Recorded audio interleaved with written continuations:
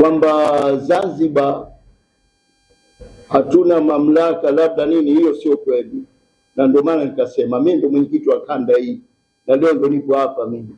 Kwa hivyo tuna mamlaka kamili kwa mujibu wa katiba ya Chadema, na wanaosema hivyo wanataka kupotosha tu, lakini Chadema ni chama kiko imara kweli kweli. Hatuna tabia kabisa, labda mambo yapo CCM na vyama vingine, lakini kwa Chadema Zanzibar tuna uwezo wote, labda itakuwa udhaifu wa viongozi wenyewe.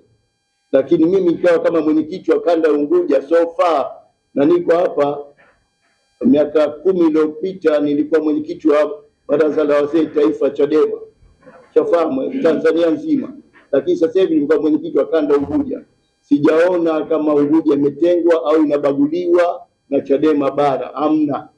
Chochote tunachotaka tunakifanya wenyewe unless kuwe na mapungufu wa viongozi wa wenyewe.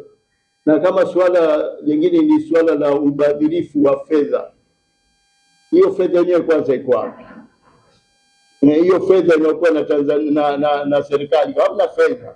Fedha inakuja ni ndogo sana, na kama inapelekwa katika kanda zote za Unguja za Tanzania nzima, na Unguja kuja fedha hiyo hiyo.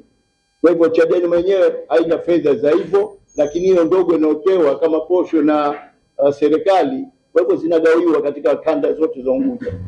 Kwa hivyo hakuna ubadhirifu wa fedha Chadema.